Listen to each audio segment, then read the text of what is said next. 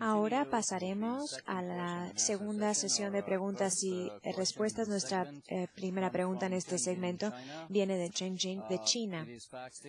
Viene vía fax, se las voy a leer. En China ha ocurrido muchos cambios. La gente tiene más dinero que antes. Sin embargo, vemos que la gente es menos feliz que antes. Cuando tienen mucho dinero, ahora tienen más dinero del que pudieran imaginarse. ¿Piensa usted que esta situación será duradera de infelicidad? No. Las cosas tendrán que cambiar. ¿Cómo cambiarán y cuándo cambiarán? Esa es buena pregunta. Thomas Friedman, que escribió el libro que se llama Del mundo es plano, y Alexis y el olivo, dijo que el camino al progreso en China es básicamente un auto que va en una carretera a 100 millas por hora y tiene un gran tope justo a la mitad. Toda la gente que está emigrando a las ciudades de las zonas agrícolas, eso junto con la alta contaminación, las condiciones de trabajo que dejan mucho que desear, junto con otros asuntos políticos, digamos, realmente es una mezcla que potencialmente podrá explotar en manos de los chinos. Bien, la siguiente pregunta viene de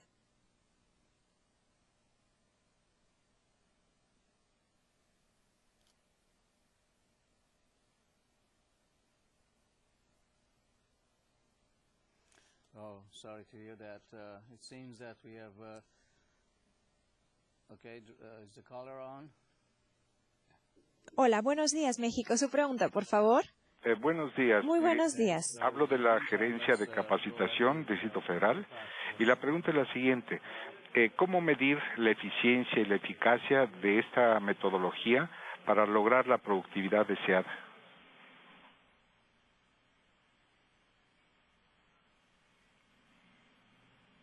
Eso es todo, ¿eh?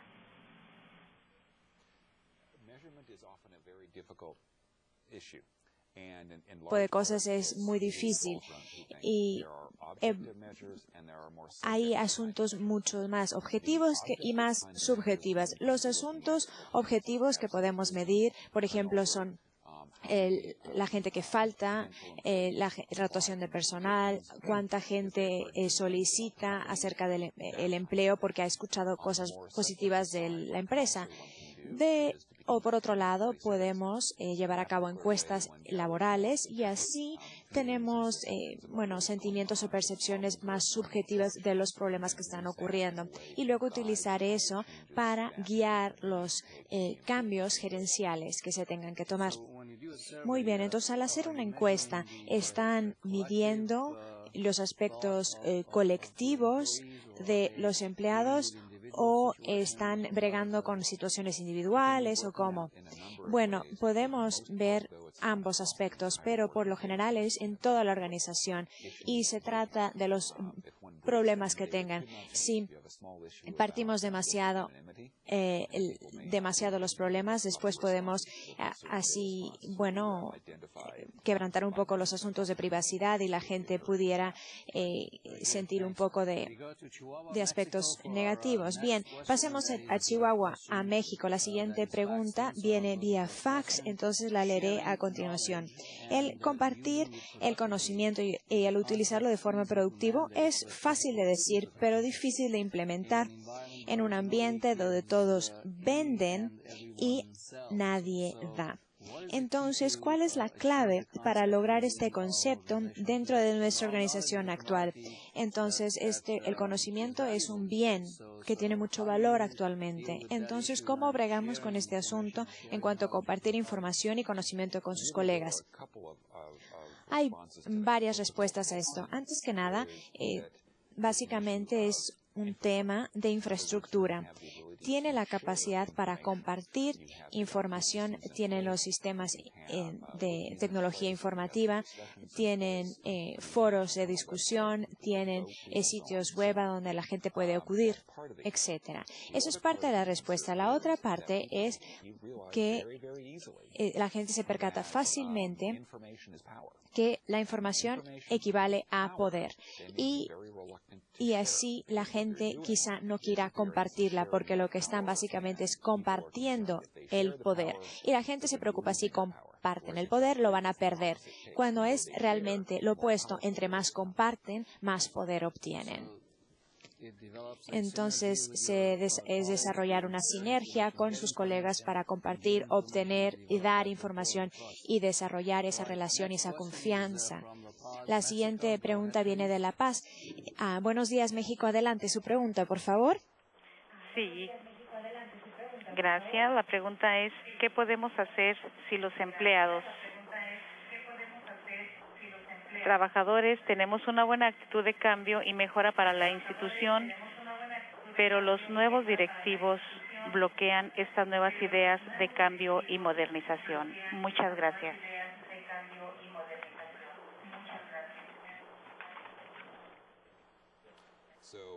Entonces, si le entiendo correctamente, los empleados están motivados, pero la gerencia no lo está. Esa es una situación difícil. Sí, le puedo sugerir algunas cosas. Una de ellas es preguntarse por qué la gerencia al parecer ignora o se resiste a lo que están tratando de lograr.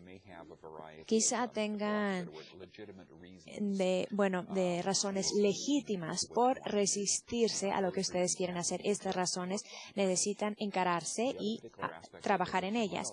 El otro aspecto que quizá quiera intentar es saber si puede tratar de encontrar un ejemplo o desarrollar un proyecto piloto que pudiera demostrar sus actitudes positivas y también ayudarle a la gerencia en cuanto a lo que ellos están tratando de lograr para que ellos puedan ver que lo que usted está tratando de lograr, por último, tiene el resultado de ayudarles a ellos. Y esto puede ayudarles a persuadir a que ellos hagan lo que usted desea que hagan. Muy bien. Otra pregunta por fax, también de México. Dice, con la administración del talento, esto es un gran reto en las organizaciones gubernamentales, dadas las rigideces del sistema de funcionarios públicos y el interés a corto plazo de funcionarios electos y directores por sexenios. ¿Qué sugeriría usted para darle prioridad a esto ante los políticos y los funcionarios públicos de carrera? Bueno, estos políticos, nos encanta odiarlos. Bien. Aquí el asunto es que hay que darles un buen sopetón. Esto sería la forma más directa. Bien, vamos. Van a haber consecuencias drásticas al no traer a la gente adecuada a la organización en el momento idóneo. Y si les puede demostrar a ellos acerca de la falta de acción, serán tan severas que, bueno, eso será de ayuda. En esencia, porque si algo no ocurre debido a que la gente técnica joven no quería trabajar en el gobierno y no se pudiera implementar el proyecto. Entonces, hacer ejemplos concisos para que cambien su manera de pensar. O si no, no voten por ellos a la siguiente, si tienen la oportunidad de hacerlo. Y nos quedamos en México también vía fax. La siguiente pregunta. El capital humano se está volviendo cada vez menos importante con la explosión de la automatización y los sistemas de producción más eficaces que eliminan la intervención humana. Yo pienso que en los puestos sencillos, estos que se pueden replicar sencillamente, que pueden hacerse una rutina de estos trabajos y así la porción humano será menos y menos, ¿no? Pero por otro lado, para aquellos puestos en donde también necesitan un elemento humano más sofisticado porque las computadoras no lo pueden hacer todo y ocurren errores, entonces requiere de la intervención humana a un nivel más sofisticado y más alto. Y en ese caso habrá mayor necesidad para el capital capital humano y también necesitará más educación, ser más flexible y más tenaz en cuanto a bregar con esos problemas. Entonces, el otro tema es que la automatización no ocurre por sí sola. Hay que tener ingenieros de software, diseñadores y para crear estos sistemas. Entonces, como dicen, usted básicamente en la programación y el diseño, como quiera, lo hace la gente, los humanos. Y también existe ese miedo de los puestos más sofisticados, por ejemplo, que se puedan mandar a países terceros. Por ejemplo, en Estados Unidos se tiene el miedo que muchos de los puestos se mandan a India. Hubo un artículo en el Wall Street Journal hace poco que decía que estamos viendo un efecto de retoque porque ha incrementado tanto los salarios en India, entonces es tan eficiente contratarlos en Estados Unidos que en India. Entonces, eventualmente a todos se le van a pagar igual. Entonces, ¿quién está mejor preparado? Este va a ser el tema. Entonces, nos quedamos en México a la siguiente pregunta que tiene que ver con la felicidad de nuevo, que es el tema del que hablábamos anteriormente. Pero ¿cómo podemos dar una vista más optimista de nuestra vida y una actitud positiva dentro de nuestras organizaciones? ¿Piensa usted que podríamos cambiar nuestra mentalidad materialista a la felicidad? La respuesta corta es no. Yo no pienso que podemos cambiar de forma permanente esta mentalidad porque yo pienso que es una lucha continua que tenemos que encarar. Y en un caso en particular habrán cosas que se podrán hacer de forma estructural, como mencioné en el módulo 1, pero en otras ocasiones tendremos que adaptarnos y nos podemos adaptar al volver a examinar los asuntos. Como ya lo dije, si no podemos examinar la situación y si nos tenemos que quedar en esta situación, entonces tenemos que bregar con las consecuencias fisiológicas del estrés y es ahí donde tenemos que hacer ejercicio, hacer meditación y aspectos personales cuando no se puede controlar la situación. Entonces es una situación de trabajar en las recompensas intrínsecas y no las extrínsecas y monitorear así la retroalimentación del ambiente. ¿Y cómo podemos equilibrar esto? ¿Trabajamos en nosotros mismos? ¿Exigimos que el ambiente se cambie? ¿O cómo funciona? Yo pienso que la respuesta sencilla es se hace lo que se puede. Si pueden influenciar el ambiente, lo cambia. Pero si no puede cambiarlo, puede tratar de cambiarse a uno mismo. Es una muy buena respuesta.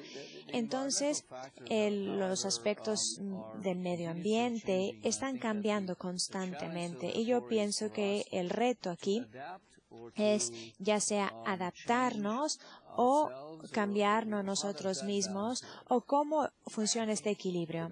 Yo pienso que en gran parte se tiene tres opciones. Una es cambiar el ambiente, es decir, las cosas que le están llegando a usted. Otra opción es, si no puede cambiarlo, simplemente salirse de ese ambiente y esta será tal vez la solución más sencilla. Si el ambiente en el que está no le satisface, encuentra un ambiente que sí le satisface. Si uno no puede hacer eso, no podemos cambiar el ambiente y si no podemos no podemos escoger el ambiente en el que queremos estar, la tercera opción es básicamente salirse de esa situación, bregar con las consecuencias vía la meditación, el ejercicio y enfocarse en otros aspectos que le dan más satisfacción. Son muy buenas estrategias y le agradezco que las organicen de esa forma. ¿Tenemos más tiempo para otra pregunta? Muy bien. Entonces, pasemos ahora aquí el aspecto del que usted habló anteriormente, de tratar de cambiar su postura o cambiar su empleo. Eso es posible en una economía efervesciente, en una economía con menos estructura. ¿Cómo podemos, es posible crear sus propios empleos o su propio despacho o su propio proyecto de consultoría. Bueno, claro, el ser emprendedor es, claro, una forma de encarar esta situación dependiendo del marco legal del cual se cuenta. En algunos países se puede hacer y en otros países no se puede. Pero esto es algo muy común, ciertamente en Estados Unidos y en otros países es lo que hace mucha gente. Por otra parte, si no pueden hacer algo de forma económica, quizá tengan la opción de hacer algo con sus vecinos. Quizá hay algo que puede, un canal que puede construir, algo que puede hacer para reducir la tasación de mosquitos, por ejemplo. Quizá existe algo pequeño o grande que le puede afectar en cuanto a los resultados deseados. Creo que tenemos otra pregunta en vivo de México. Adelante, México, su pregunta, por favor. Sí, buenos días. Adelante, su pregunta, por favor. Buenos días, su pregunta, por favor. We seem to have lost the caller. Le pido una disculpa, perdimos esta llamada, entonces vamos a seguir con nuestra conversación acerca de trabajar en el futuro, en el siglo XXI, sobre todo el trabajar con grandes corporativos en vez de empresas pequeñas o su propia empresa. Entonces es verdad que el trabajar en organizaciones más pequeñas le da más felicidad. ¿El tamaño de la organización tiene algo que ver? Es una buena pregunta. Lo que usted obtiene de una organización pequeña es que las cosas son más privadas, más íntimas, y que esta intimidad, es algo que a la gente le gusta, pero que también puede crear mucho conflicto. En las organizaciones pequeñas, seguido los dueños son la misma familia. Y aquí tenemos el asunto de la dinámica familiar, quién es el dueño de la empresa, que puede ser distinto a los familiares y los empleados mismos. Y esto puede ser una mezcla muy productiva o puede ser una mezcla desastrosa. Entonces, si no sigue, no quiere decir que una empresa familiar le va a dar más felicidad que un gran corporativo, que quizá sea menos íntimo, Pero en base a eso, si usted desarrolla su propia empresa, básicamente puede moldear lo que usted quiere hacer. Entonces hay que tener mucho cuidado en cuanto a cómo seleccionamos las cosas que queremos hacer. ¿Puede usted hablarnos acerca de esto? Sí, si usted habla por sí mismo, puede usted decidir cómo pasar hambres. Otro aspecto es, o a veces, usted básicamente cosecha lo que siembra. Entonces, básicamente se obtienen los resultados. Yo tengo mi pequeña empresa y mi consultoría, como usted, es un buen sentido, un buen sentimiento, que si usted rinde resultados y si usted obtiene el contrato y obtiene que la gente diga que sí y empieza a hacer el trabajo, de ahí en adelante todo va hacia abajo, porque ahí entra ya el trabajo duro. Entonces, podemos hablar mucho acerca de esto, pero también hay que tener mucha confianza en sí mismo. ¿Qué tal si la semana que entra no ocurre? ¿Qué tal si la otra semana no ocurre? Entonces, ¿qué vamos a hacer? Y si tiene la confianza, si tiene los recursos, si tiene la capacidad de ir más allá de ese punto en particular, de cerrar la venta. Si trabaja para un gran corporativo y recibe un sueldo constante y un flujo de trabajo constante, hay mucha seguridad de saber que puede pagar la hipoteca, que puede pagar los servicios básicos, que puede quizá pagar el seguro médico, pero por otra parte no tiene todo el sabor o la atracción de decir: yo, debido a que ya firmé este contrato, puedo hacer esto y esto y esto. Entonces, ¿en qué parte de esa línea de riesgo se encuentra usted? Bueno, hay que decidirla. Gracias por sus excelentes preguntas y los comentarios excelentes, pero se nos ha acabado el tiempo. Esperamos que hayan disfrutado el haber participado en esta conferencia multilingüe y multinacional. Para mayores referencia y para estudiar, puede consultar su manual de participante del ITC. Nuestra siguiente videoconferencia en vivo se transmitirá el 4 de octubre del 2007, intitulada Visión con desempeño y logro, el reto de la competencia global. Para mayores informes acerca de esta serie de videoconferencias, incluyendo las fechas y los temas específicos para los programas venideros, favor de comunicarse con el ITC. Les recordamos que todos los programas del ITC han sido creados y todos los derechos están reservados a nombre de Miguel A. Cárdenas y no pueden ser grabados, almacenados, reproducidos o retransmitidos en ninguna forma, en forma total o parcial, sin el permiso por escrito del autor.